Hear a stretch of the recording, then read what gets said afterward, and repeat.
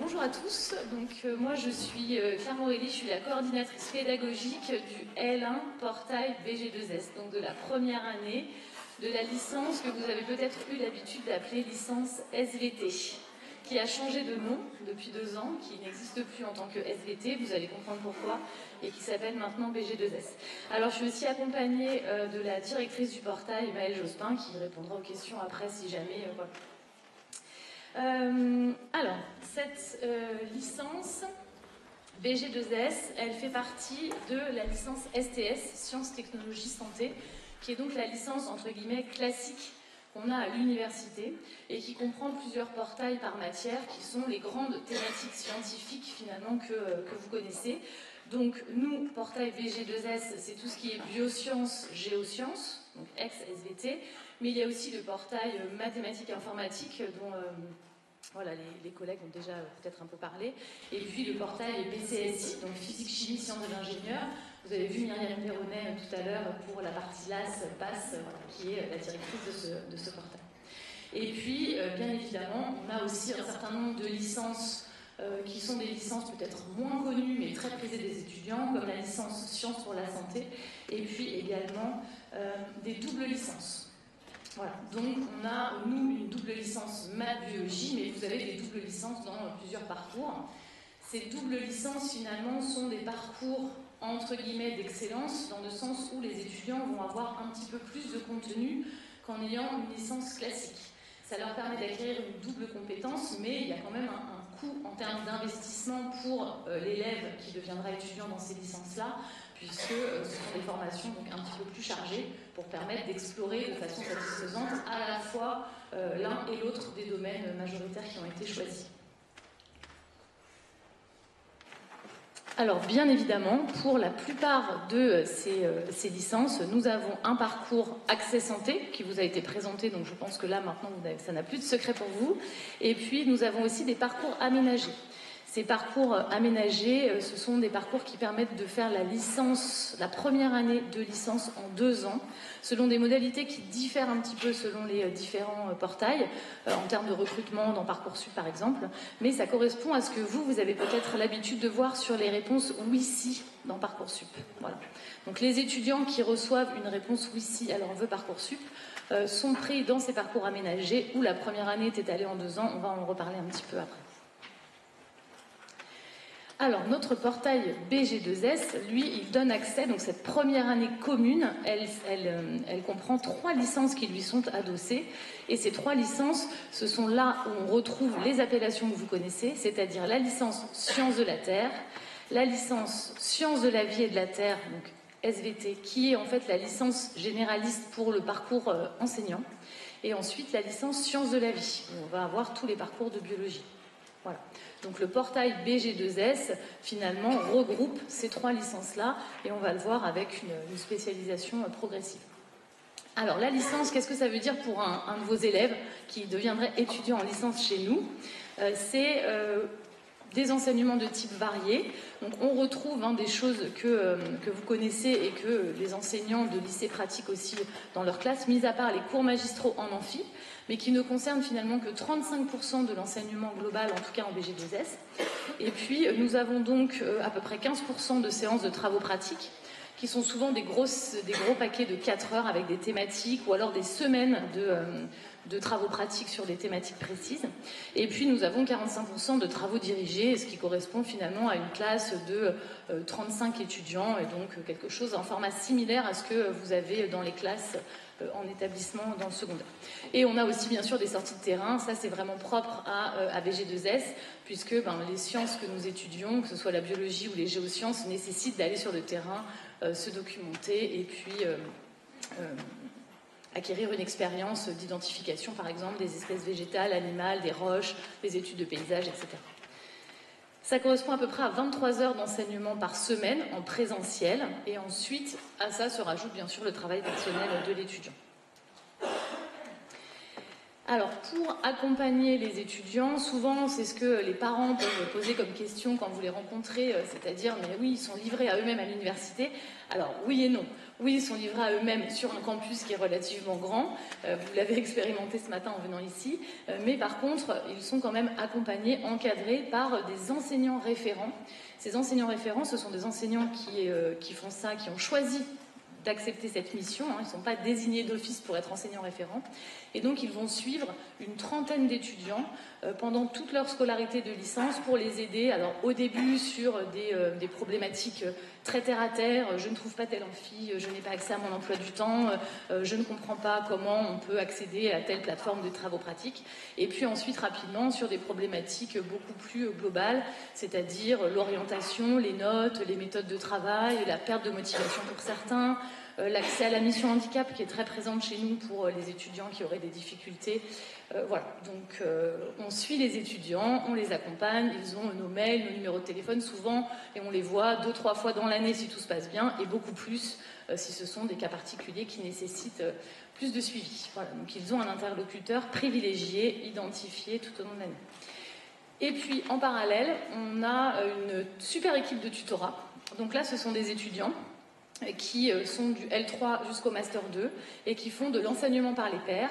Donc il y a des permanences le midi, le soir, des séances de révision, sur inscription, bien sûr en lien avec les équipes pédagogiques. C'est-à-dire que les tuteurs ont accès au contenu des enseignants, les enseignants répondent à leurs questions si besoin, et ils servent d'intermédiaires privilégiés avec les étudiants qui auraient des difficultés. Et cet enseignement par les pairs, je pense que vous le savez, ça marche quand même vraiment bien. Ça évite ce côté un petit peu trop vertical entre nos étudiants et nous, finalement.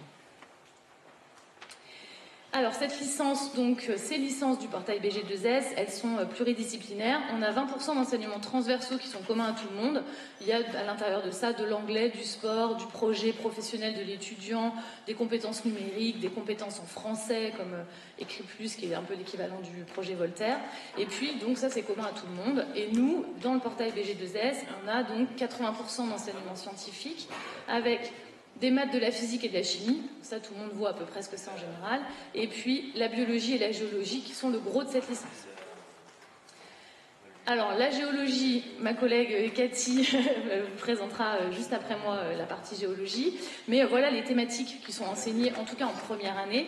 Donc on parle un petit peu du système solaire, de la structure de la Terre, des risques, des crises biologiques, et on a aussi des choses qui font beaucoup écho au programme de lycée avec tout ce qui est biologie de l'évolution et un petit peu de cartographie et d'initiation à la géologie des paysages pour pouvoir préparer les étudiants qui voudraient aller ensuite en sciences de la Terre.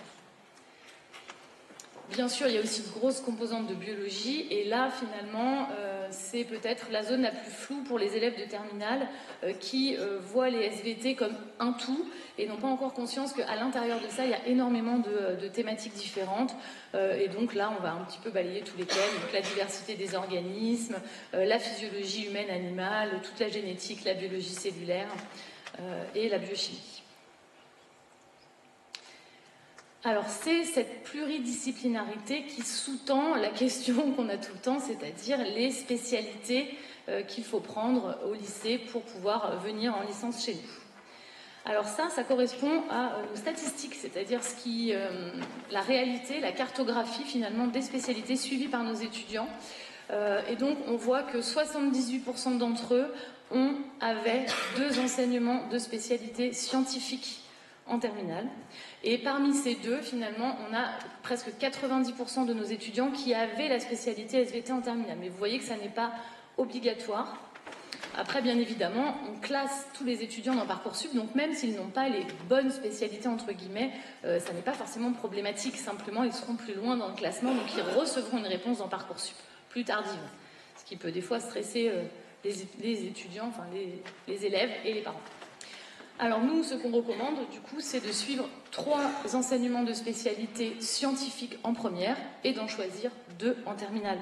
Bien évidemment, les SVT sont recommandés, mais en réalité, ce qu'il faut, c'est surtout que l'élève prenne une spécialité dans laquelle il est bon, dans laquelle il a des bonnes notes. Parcoursup, l'algorithme, il classe les spécialités avec un poids, mais ce poids, il est mis sur les notes.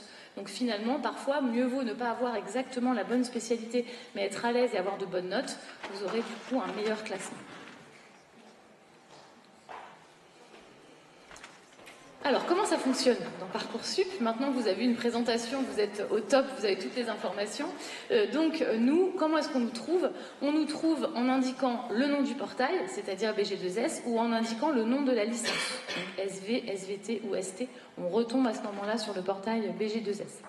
Quand vous avez sélectionné ce vœu principal dans Parcoursup, 2 sous-vœux s'affichent et là, l'élève doit choisir s'il veut faire la licence sans accès santé, donc la licence, on va dire, entre guillemets, classique, ou la licence avec l'option accès santé dont on vous a parlé ce matin pour pouvoir présenter le concours MMOPK. Pas besoin de préciser, je pense, il y a eu des infos là-dessus. Bien évidemment, les réponses qu'on peut vous donner, enfin qu'on peut donner à votre élève, c'est soit le oui. Dans ces cas-là, il va être du coup admis dans la licence, soit le oui-si, auquel cas on lui propose de rentrer en licence dans le parcours aménagé, donc avec la première année en 2 ans.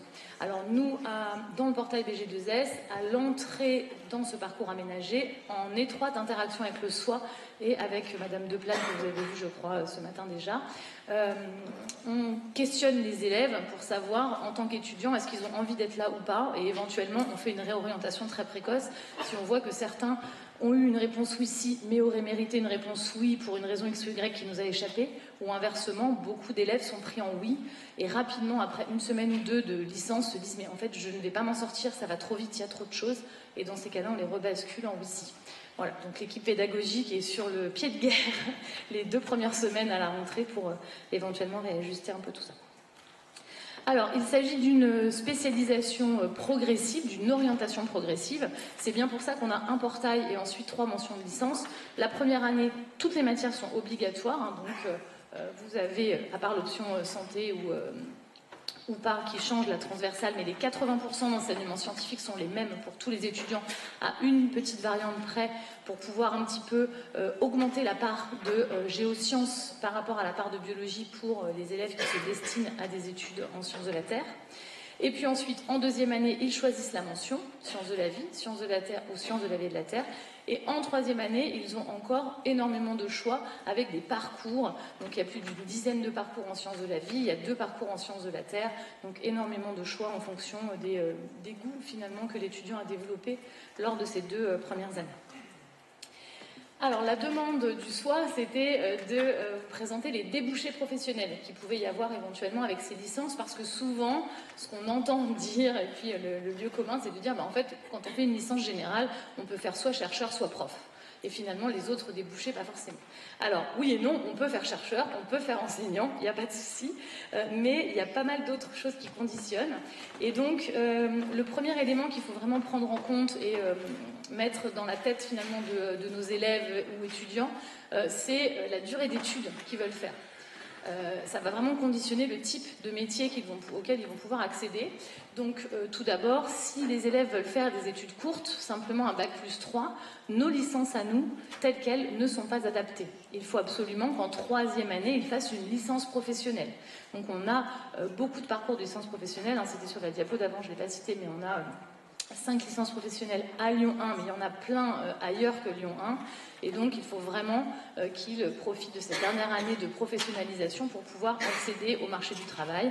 Et là, ce sont des postes de techniciens, donc ils sont recrutés sur ce type de postes, qui sont des postes finalement très opérationnels, avec des choses assez répétitives. Et donc pour les élèves qui déjà se rendent compte qu'ils sont un petit peu angoissés par le fait de prendre des décisions ou le fait de coordonner, qui n'aiment pas tellement le travail en équipe et qui préfèrent avoir des choses très cadrées, qui sont très scolaires, finalement ce métier de technicien très souvent est extrêmement épanouissant pour eux, parce qu'ils sont dans quelque chose de cadré où ils vont maîtriser des techniques et pouvoir s'épanouir dans la maîtrise finalement d'un champ très précis avec un encadrement adapté. Si les étudiants veulent faire des études plus longues, là ils peuvent rester en licence chez nous, mais ils ne pourront pas s'arrêter à Bac+3, il faudra qu'ils aillent jusqu'à Bac+5. Et donc avec tout un tas de masters qui sont présents à Lyon 1. Et puis dans bien sûr toute la France, là il y a un accès très généralisé avec la plateforme Mon Master. Je ne sais pas si on vous en a parlé, mais voilà.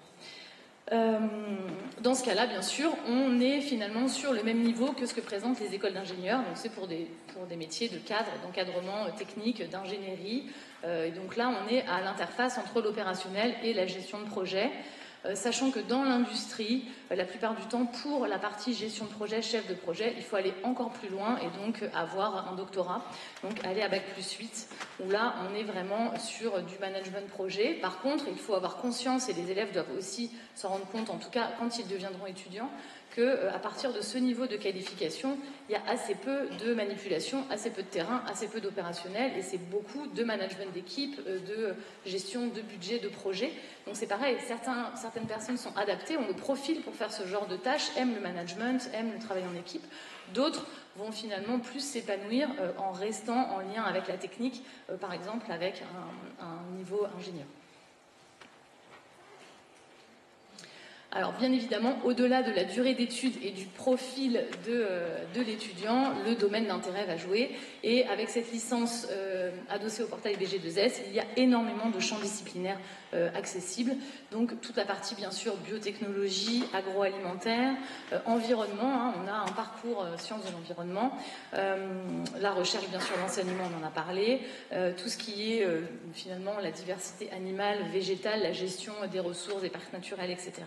La partie géosciences dont on va parler juste après, et bien sûr la santé, en particulier avec la LAS dont on a parlé tout à l'heure.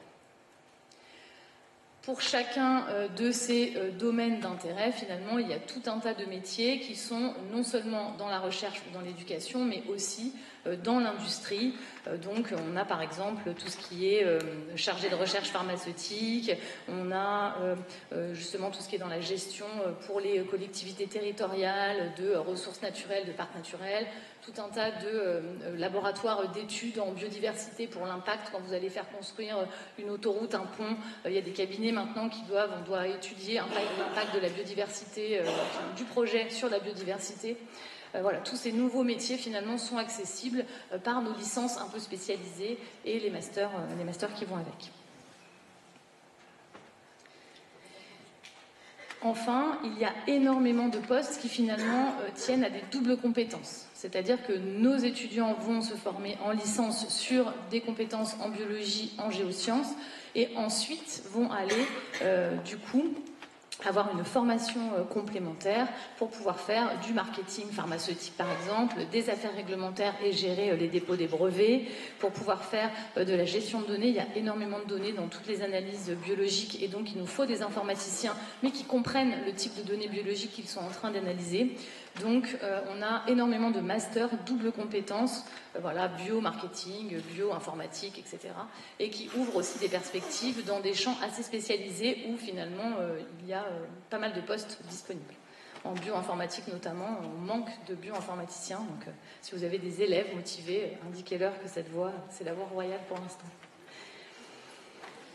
Enfin, et ce sera notre dernier point, finalement, il y a aussi tout le tissu local qui est à prendre en compte, c'est-à-dire qu'on pense souvent à l'industrie. Donc on a effectivement à Lyon la chance d'être dans un grand bassin industriel. Il y a énormément d'industries pharmaceutiques, il y a beaucoup de grandes entreprises d'agroalimentaire qui sont aussi dans la région lyonnaise. Donc c'est vrai que pour nos étudiants, ils peuvent facilement trouver du travail dans ces domaines-là à la sortie de leurs études, avec aussi bien sûr toute la pétrochimie. Mais il faut aussi penser aux PME, PMI, avec essentiellement toutes les entreprises de nanotechnologie qui sont beaucoup développées dans le bassin lyonnais, et puis les collectivités territoriales, la région, les parcs naturels, les municipalités, finalement travaillent en interaction avec des bureaux d'études spécialisés. Donc il y a pas mal de nouveaux métiers qui apparaissent pour toutes ces gestions finalement en lien avec l'écologie du territoire et du maillage territorial. Bien sûr, on a les établissements publics qui sont importants, les universités pour les parties recherche, la santé, les hôpitaux pour aussi la partie recherche, enseignement, et puis donc tout ce qui est CNRS, INSA, INSERM, etc., les grands instituts qui sont aussi tous hébergés à Lyon. Bien évidemment, nos élèves et nos étudiants peuvent aussi partir travailler ailleurs, mais en tout cas, il y a déjà pas mal de choses à faire en termes de débouchés en local, voilà, en circuit court, on va dire. Voilà, je laisse la place à Cathy pour la partie géosciences, et puis ensuite on reviendra pour les questions sur toutes ces formations dans 2 minutes. Merci beaucoup pour votre écoute.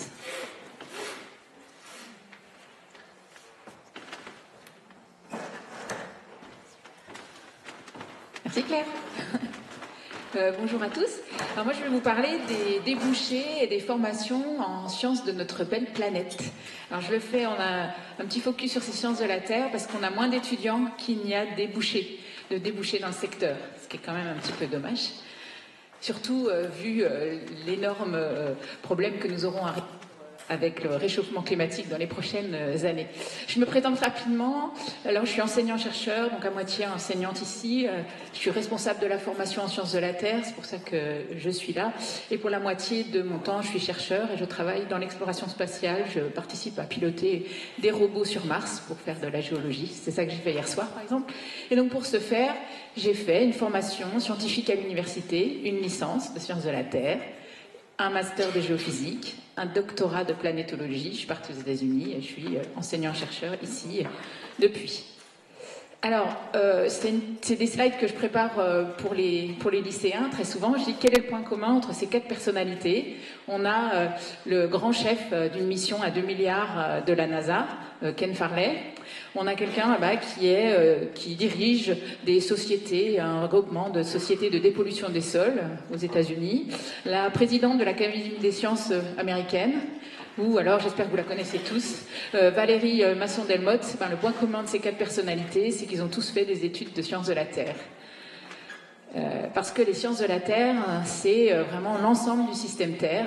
Ce n'est pas que la géosphère, on pense beaucoup aux cailloux, mais c'est loin de là.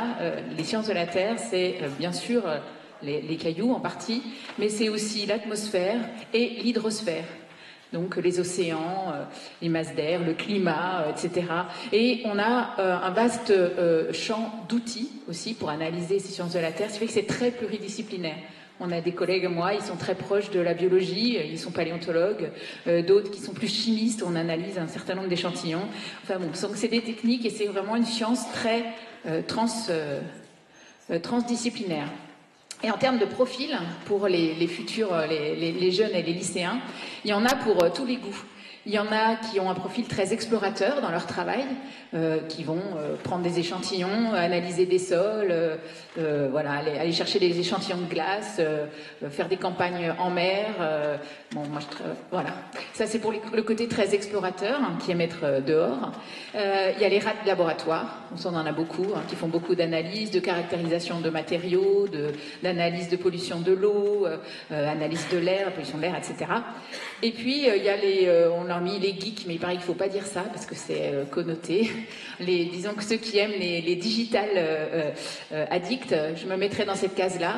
C'est ceux qui analysent les données ou qui font des modèles à l'intérieur. On passe beaucoup de temps, c'est vrai, devant un écran d'ordinateur. Alors à Lyon, on a 2 grands atouts en sciences de la Terre. On a un parcours de licence, donc à la fin, après être allé par le portail, on peut choisir 2 parcours de licence, et il y en a un qui s'appelle Géonat pour, on va dire, il s'intéresse à l'environnement et aux risques naturels. C'est vraiment les géosciences appliquées, entre guillemets, à la société. Et alors dans ce parcours, j'ai à peu près une dizaine d'étudiants, alors qu'on pourrait placer 3 à 4 fois plus de personnes. Il y a chaque année des gens qui trouvent du travail juste après cette licence. Il y a un besoin dans le secteur pour dépolluer les sols, pour analyser les nappes phréatiques, vous voyez, les sécheresses chaque année. Enfin, on a besoin de ce genre de compétences. Donc ça marche très très bien. La plupart de nos étudiants quand même souhaitent poursuivre en master. Elles font des masters du coup appliqués en géosciences, souvent en dehors de Lyon. Et donc dans leurs anciens métiers, il y en a beaucoup qui cartographient les risques, cartographient les ressources. Je pense pour l'eau par exemple, pour les nappes phréatiques. Il y en a qui vont caractériser les sols et les sous-sols en lien avec la construction, ou qui analysent l'environnement. Et notre deuxième atout, c'est une formation plus à l'excellence, tournée par la recherche, pas nécessairement pour les déboucher vers la recherche, mais en tout cas, c'est une formation plus proche de la recherche, qui est en master. Et tous nos étudiants poursuivent en thèse, c'est l'objectif, et qui est en commun avec l'école normale de Lyon. Voilà, ça c'est un peu nos deux grandes forces. Et donc on met ici un espèce de plan de métro sur comment on arrive à l'ensemble des débouchés des sciences de la Terre depuis le début. Alors j'aimerais, sur ce petit plan de métro qu'on a fait vraiment que pour les étudiants, hein, c'était pour qui je voudrais insister sur une chose. Vous voyez qu'il y a plein de passerelles. En fait, on peut rentrer à l'université aller ensuite récupérer une grande école, et ça se fait régulièrement, et vice-versa, commencer par une prépa, revenir à l'université. Il faut vraiment essayer de rassurer quand même les jeunes lycéens que c'est pas ce qu'ils auront après Parcoursup qui va déterminer leur avenir. Ça, c'est quelque chose que j'aime beaucoup dire, parce qu'il y a une énorme pression qui est mise sur Parcoursup sur les jeunes. J'ai un enfant en terminale, voilà, il faut qu'ils se détendent là-dessus. Donc, ils peuvent rentrer effectivement en L1 pour faire des sciences dans le portail PG2S, faire une L2 que de sciences de la Terre, mais il y en a qui rentrent en prépa, qui nous rejoignent en L2 par exemple. Ensuite, en L3, il y a 2 parcours, l'un qui est donc plus appliqué aux sciences de la Terre et l'autre qui est en commun avec l'école normale. Donc il est là, hop, hop, hop. On a une licence de géosciences générales qui mène plus vers la formation par la recherche qui est en commun avec l'école normale. Donc dans cette licence, par exemple, il y a à peu près un tiers qui a eu le concours de l'ENS, un tiers qui est pris sur dossier à l'ENS, et il y en a un tiers qui est inscrit à Lyon 1. Et l'ensemble de cette promo, voilà, apprend la même chose, fait la même chose. Donc ce qu'on a fait en première année ne détermine pas vraiment ce qu'on va faire après. Et donc ensuite on a un master qui est très orienté vers la formation par la recherche et qui débouche à 95% par des doctorats. Et il y a des passerelles à chaque fois pour passer de l'un à l'autre. Par exemple, on a des étudiants qui récupèrent des écoles d'ingénieurs très appliquées et ils y font des très très bons parcours. C'est souvent le cas, par exemple, ceux qui font notre L3 plus appliqué aux géosciences à la société. Les meilleurs, ils récupèrent l'école d'ingénieurs de géosciences la plus difficile à obtenir après une prépa. Donc voilà, tous les chemins mènent à Rome. Et c'est ce que j'ai remis plus ou moins là, hein, où on trouve du boulot. En fait, nos étudiants, ils trouvent vraiment du travail dans les géosciences à Bac+3. Il y en a plusieurs. Et d'ailleurs, je pense qu'il y en a plus qui pourraient se faire embaucher. Ils ont vraiment envie de continuer. Et il y en a plusieurs qui trouvent à Bac+5 et avec des doctorats. Je ne parle pas des masters MEF pour l'enseignement, mais il y a évidemment toujours cette option pour certains étudiants qui aiment la biologie et la SVT et qui se destinent à enseigner. Ils vont pouvoir enseigner les sciences de la Terre et la biologie. Quelques exemples de débouchés de nos étudiants en sciences de la Terre. Ça, c'est une étudiante à nous qui travaille, typiquement, on en a plusieurs, dans la pollution-dépollution des sols. Elle a fait notre L3 Géonac, donc environnement, risque naturel. Ensuite, elle est allée faire un master d'environnement, et puis elle travaille, d'ailleurs, elle a tout de suite eu un CDI, il y a beaucoup d'embauches dans le secteur. Ça, c'est un autre étudiant qui a récupéré une école d'ingénieur après notre licence appliquée, et puis qui travaille aujourd'hui dans les barrages, on va dire, aujourd'hui. On a des parcours plus classiques, universitaires, où des gens font faire un doctorat, et après ce doctorat, un post-doctorat, se retrouvent recrutés au CNRS ou dans les universités. Donc ça, c'était le cas d'une ancienne étudiante à nous, par exemple Jessica. On a ici, par exemple, quelqu'un qui a fait un doctorat en sismologie, en sciences de la Terre, où on analyse beaucoup les données. Moi, c'est ce que je fais, par exemple, sur Mars. Et donc, on a des profils de data scientist. Et bon, vous imaginez bien que la science des données, l'intelligence artificielle, etc., ça a beaucoup de débouchés. Donc, beaucoup de nos docteurs se font choper à la sortie de leur thèse pour être embauchés dans des startups ou dans le grand domaine des big data et de l'IA. Mais on a aussi des personnes, par exemple, qui font des thèses en utilisant des instruments très, très spécifiques. Et puis, après, se font embaucher par les sociétés qui développent ces instruments. Et ils viennent des commerciaux d'instruments scientifiques. Ça fait partie des débouchés. Donc voilà, c'est pour les sciences de la Terre, c'est vraiment très pluridisciplinaire. Il y en a pour tous les goûts, les fossiles, plutôt les roches, les paysages, les planètes, etc. Si ça vous intéresse, j'ai plein de plaquettes au premier rang si vous voulez venir en récupérer. Et vous avez toutes les infos sur notre site web lyongéologie.fr. Voilà, merci.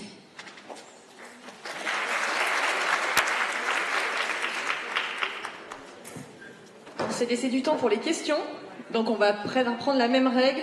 Vous allez parler fort et les intervenants ici vont répéter pour qu'en replay, on puisse comprendre les questions. Merci.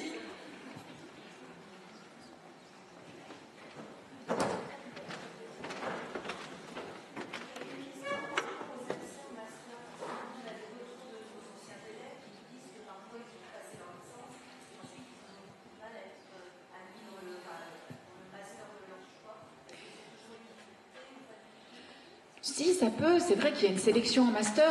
Moi, je le dis honnêtement. Je peux en parler. J'ai m'occupé du recrutement dans le master en sciences de la Terre. Oui, les étudiants qui sont un peu justes dans nos licences, ben, non, on exige un certain niveau, on sélectionne. Oui.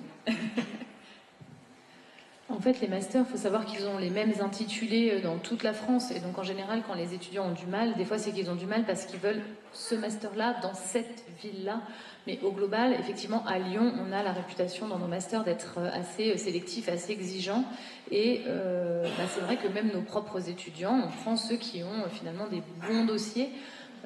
Après, la plupart du temps, les étudiants trouvent des places en master. Mais par contre, ce n'est pas forcément leur premier choix. Voilà.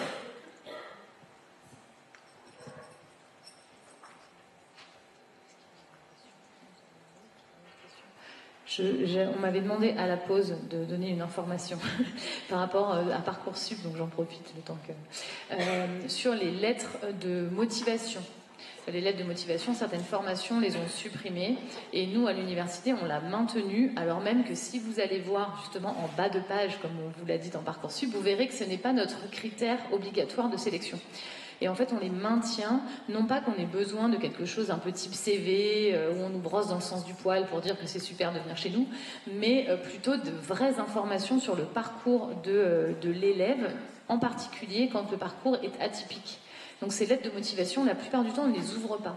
Mais on a un certain nombre de dossiers qui, dans Parcoursup, une fois qu'on a fait mouliner, apparaissent en rouge parce qu'il manque certaines notes, il manque certains éléments. Et pour ces éléments-là, on va ouvrir la lettre de motivation pour comprendre d'où vient l'élève, ce qu'il fait, parce que des fois, son dossier n'est pas suffisant pour avoir une idée vraiment des problématiques. Et donc, on a besoin de cette lettre pour comprendre pourquoi il veut venir chez nous, d'où il vient, etc.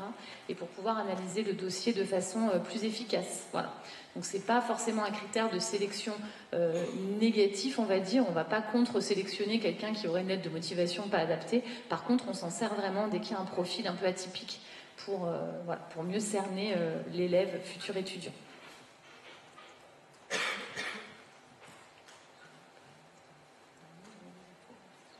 la pause, il y avait une question, du coup tu peux la reposer. Est-ce qu'il est possible de faire une classe en parcours aménagé ?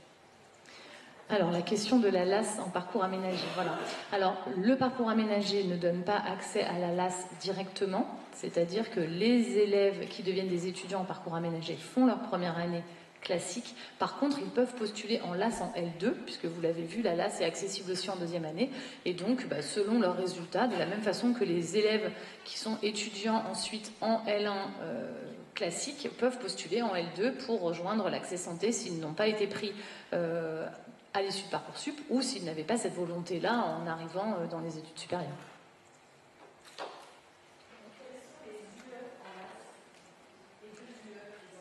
Alors, les UE, je pense que ça... Ah oui, on me demande donc quels sont les UE en LAS. Alors, en fait, nous, pour les étudiants qui sont en LAS, ils ont les 80% classiques du portail, et ensuite, ce sont juste les transversales, donc les 2 UE transversales qui sont transformées qui sont remplacées pour les étudiants de LAS par les UE d'accès santé. Et donc, ce sont des formations essentiellement à distance, qui sont accessibles finalement dès le mois de octobre-novembre. Alors il y a pas mal de choses, il y a des sciences humaines, il y a de la physiologie humaine, il y a de la biologie cellulaire, il y a un peu de biochimie, il y a des géosciences aussi, un petit peu, non pas dans cette partie-là, c'est dans l'autre. Voilà, donc pour le contenu, je ne sais pas si Maëlle, tu veux, en termes de contenu, rajouter ? Non ? Voilà. C'est ça. Pour compléter, Pour compléter la réponse à votre question, sur tous les portails, les maquettes des LAS sont construites de la même façon. Donc c'est la même chose que vous avez vu ce matin pour PCSI. On retrouve les UE, les 80% d'UE scientifiques qui correspondent aux disciplines de la licence. Et donc la suppression des transversales qui sont remplacées par la mineure santé.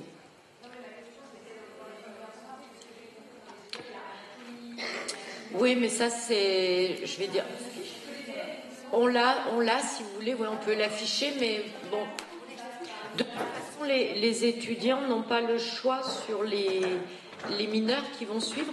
En fait, ces mineurs ont été construites avec les enseignants de santé de façon à compléter ce qu'ils ne faisaient pas dans leur science. Donc par exemple, comme on vous a dit ce matin, en PCSI, où ils font de la chimie, bah, dans la mineure santé, on ne va pas leur remettre de la chimie, par exemple. Et donc pour sciences de la vie, alors eux par contre de mémoire, ils ont de la chimie. Tiens Maëlle, je te passe. Alors en sciences de la vie, donc ils vont avoir un programme éventuellement sur certaines matières de biologie un peu allégées, mais par exemple anatomie, ils vont refaire l'anatomie, parce que nous, en première année, en biosciences et géosciences, on ne fait pas franchement de l'anatomie humaine. Donc par exemple, ils vont refaire l'anatomie. Mais la biologie du développement est suffisamment traitée dans notre première année, donc ils ne font pas de la biologie du développement. Voilà. Donc, comme m'a dit ma collègue, hein, ça a été construit de concert avec les collègues de santé pour proposer la formation la plus complète qui va venir complémenter notre formation initiale, donc la licence.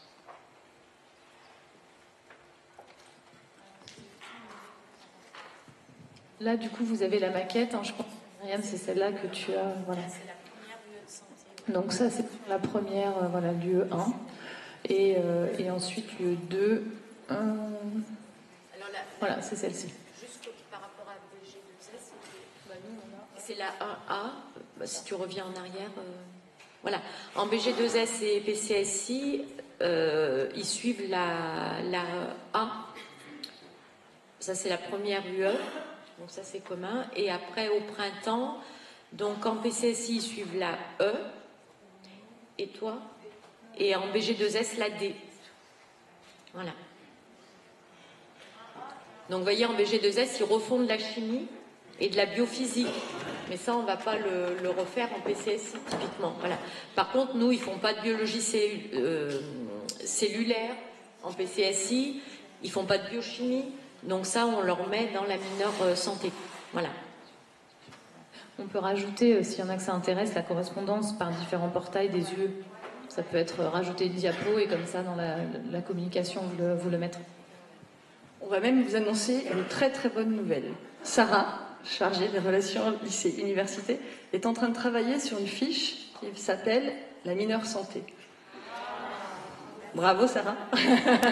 Et du coup, vous aurez toute l'information nécessaire avec les noms qui viennent d'être présentés en groupe et les associer avec les bonnes lasses. Voilà, donc il faudra attendre un petit temps parce que Sarah travaille énormément sur les JES, sur le salon d'étudiants et après ça, on sortira la fiche. Et là, l'objectif de cette mineure, c'est vraiment que les étudiants suivant la LAS qu'ils ont choisi, qu'ils aient toutes les compétences et prérequis en santé pour ensuite suivre correctement la deuxième année des études de santé. Donc c'est pour ça qu'on a fait des mineurs un peu à la carte.